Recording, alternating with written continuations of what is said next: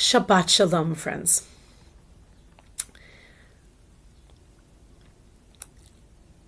I cannot begin to imagine what it must be like for the families of the survivors of captivity in Gaza to wake up each morning and to confront again the blessed reality that the living hostages are home and that their loved ones are free.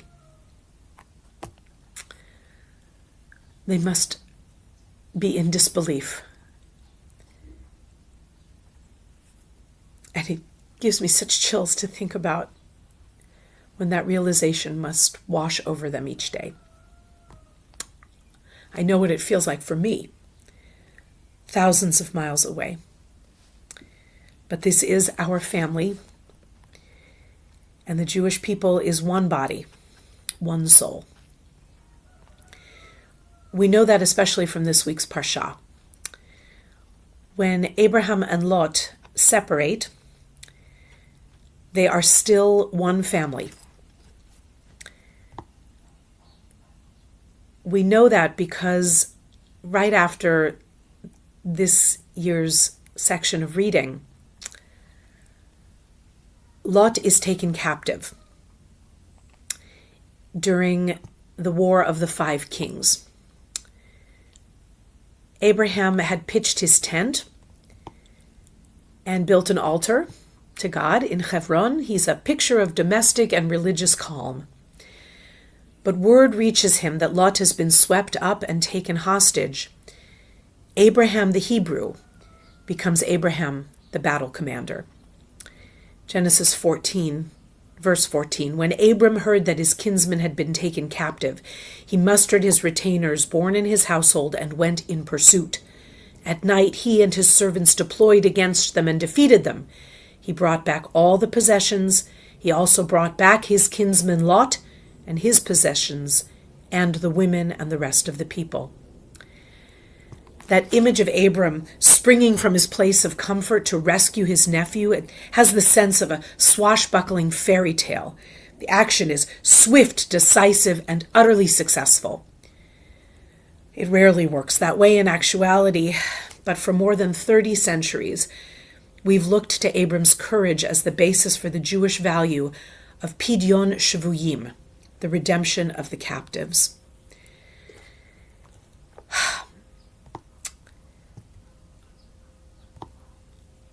We've wrestled as Jews with inordinately high ransoms placed on captive kin all throughout our history.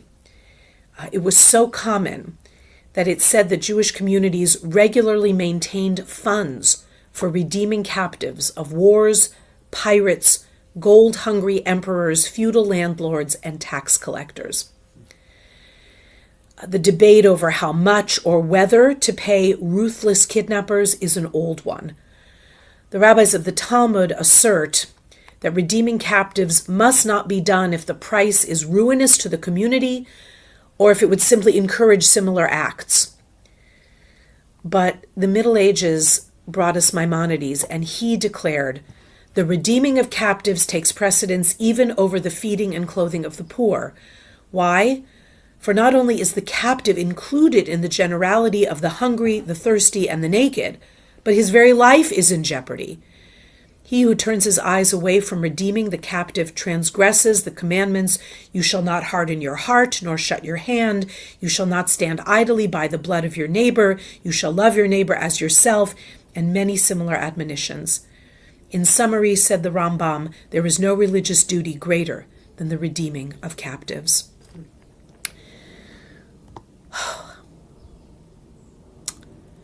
This Parsha reminds us unequivocally that Jews and Muslims have the same father, Abraham. And so the kind of warfare that we have been experiencing, not just in the last 2 years, but for so long, is so terrible because it's the clash of kin who actually know and share common ancestry.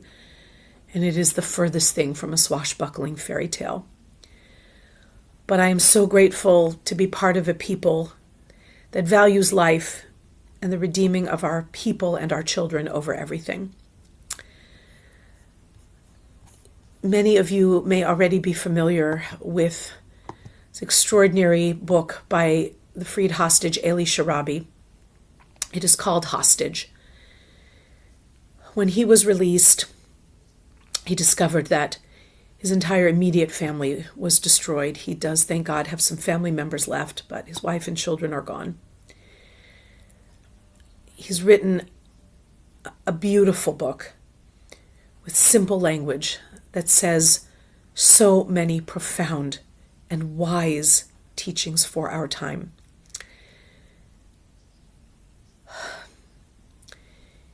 He speaks of the way that the captives in the tunnels of Gaza learned to harness gratitude, perhaps that most fundamental of Jewish practices. He became a surrogate parent for 3 younger men, Elia Cohen, Or Levi, and Alon Ohel. Alon, whose last name means tent, so every time I was reading today about Abram's tent, I thought of Alon. And of course, Alon means oak tree, and Abraham has a number of experiences near the Elonei, the trees. So Alon Ohel is a perfect name for this section of our Torah. And one of the practices that just seems superhuman, and yet I believe every single word, was that the hostages, these 4 men in particular who were held very close together, they debated, as Jews have done for millennia, over how they should prioritize their own survival.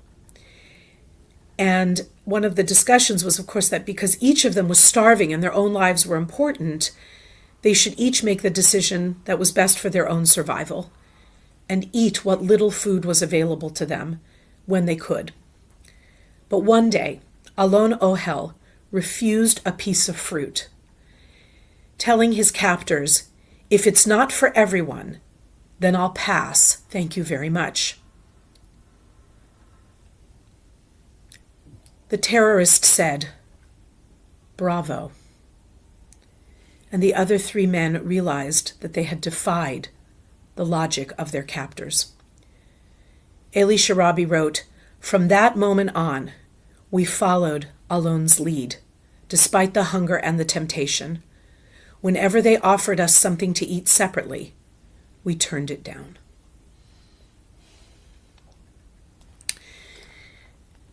Eli encouraged his fellow prisoners to find something every day for which to be grateful.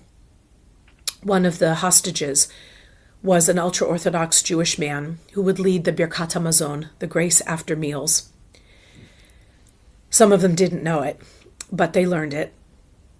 They would say, "You open your hand and satisfy the desire of every living thing, O God. You provide food for all. You gave our ancestors a precious good land. Have mercy on us." Some of the things they were grateful for were if they were suddenly allowed to drink a cup of tea, or if the tea even was sweet. They would even give thanks if a particularly cruel guard they didn't like didn't show up that day. They said, "We found ourselves searching for the good things for which we could give gratitude in the evening." He knew they had to fight, not just to survive, but to hope and have optimism that their situation was only temporary and would improve. He writes, "Hope is never something that comes easily. It's something you've got to fight for, to work on. Like Kiddush every Friday night, like Eliya's Havdalah songs at the end of Shabbat, like the prayers that open every morning. This circle of thanksgiving is something that we stick to, cling to, cleave to search for something good, to stay optimistic, to win."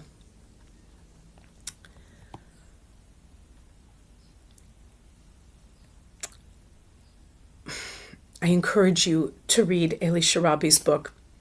There are so many more beautiful passages here that I would be honored to share with you. But for today, I'd like instead to let one of the freed speak and sing for all of us. This is a piece. It is called Tachat HaShamayim, Under the Sky. It is by David Broza. And just a few days ago, Alon Ohel, the musician who kept himself sane by practicing with no keyboard, the fingering of beloved pieces, hearing the music in his head and in his heart, never giving away that gift of divine music. He was held hostage for 2 years. He continues to wear a patch on his right eye due to untreated injuries he sustained on October 7th, 2023. You will see him smiling as he accompanies the cast of a satirical comedy show in Israel called Eretz Nehederet. He will sing with the cast and will be joined by his parents and sister. Some of the words of Mitachat HaShamayim, which of course remind us of Genesis and the book of Ecclesiastes. It is a love song. David Broza's words are, "We came here from under the sky, two like a pair of eyes. We have time under the sky. In the meantime, we're still here. We are one complete unit together, perfect and great. Come, let us give. I will let you give. Let me give to you. Despite the gap, despite the pain, despite the regret, I love and love and love. We have come here from under the sky, two like a pair of eyes. We have time under the sky. In the meantime, Anu od kan. We are still here."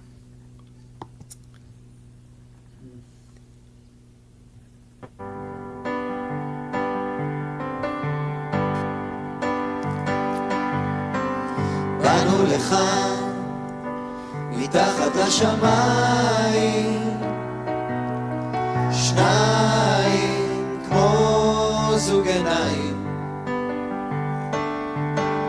יש לנו זמן מתחת לשמיים, בינתיים אנו עוד כאן, שנינו אחד, שנינו אחד, שנינו אחד, אחד שלם ועגול, שלם וגדול. באנו לך מתחת לשמיים, שניים כמו זוג עיניים. יש לנו זמן מתחת לשמיים, בינתיים אנו עוד כאן. ולמרות הצער, ולמרות הכאב, ולמרות הצער, אני אוהב ואוהב ואוהב.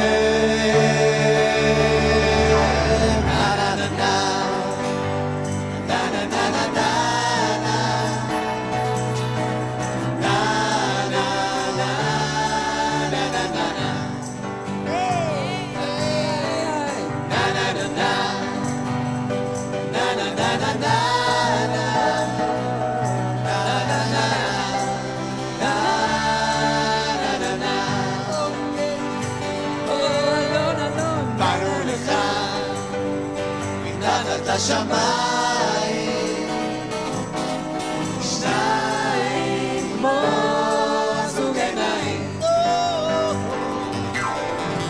יש לנו זמן מתחת לשמיים, בינתיים אנו עוד כאן. באנו לך השמיים, שניים כמו זוג עיניים, יש לנו זמן מתחת לשמיים, בינתיים אנו עוד כאן.